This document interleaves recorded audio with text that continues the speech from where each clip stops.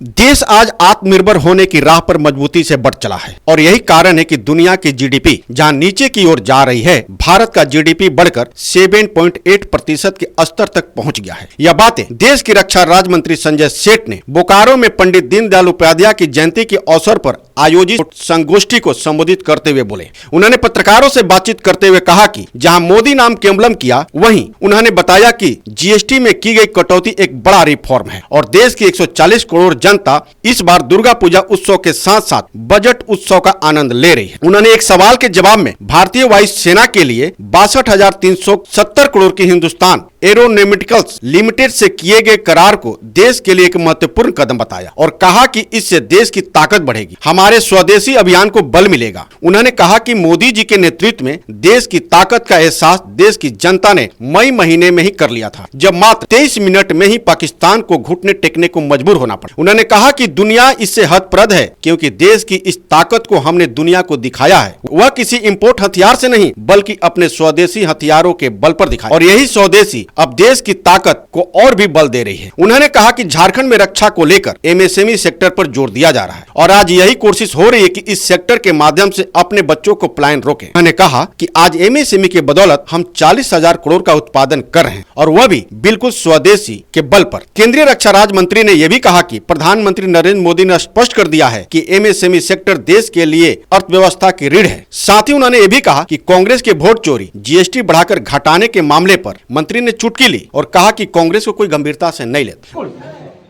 देश के प्रधानमंत्री नरेंद्र मोदी जी ने 15 अगस्त को स्वतंत्रता दिवस के पावन अवसर पर लाहौल किले के प्राचीर से क्या कहा था? आत्मनिर्भर भारत, स्वदेशी। और आज वह मंत्र प्रधानमंत्री ने भी क्या था? क्या देश के दुकानदार भाई यह अपने बोर्ड पे नहीं लगा सकते कि मेरे यहाँ स्वदेशी सामान बिकता है? देश ने अपना लिया। अरे जो जिस जनरल स्टोर में या कहीं भी कोई एक दो वस्तु विदेशी थी, उन्होंने संकल्प ले लिया, नहीं यहाँ तो गणेश चतुर्दशी है, आज तो नवरात्र है। प्रधानमंत्री ने कहा हमने अपना लिया और आज देखो दुनिया हतप्रभ है। इतना प्रेशर होने के बाद भी हमारा जीडीपी क्या हुआ? 7.8%। दुनिया की इकोनॉमी डाउनवर्ड से हमारी इकोनॉमी, और आज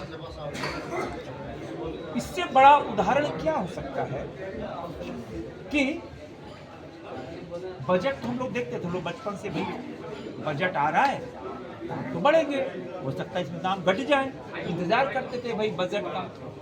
लेकिन आज भारत की आजादी के बाद इतना बड़ा रिफॉर्म, कोई 1, 2, 5 रुपए कम नहीं हुए भाई, 10, 50, 15% दाम कम हो गए। ये अद्भुत घटना है, ये मोदी जी का संकल्प है।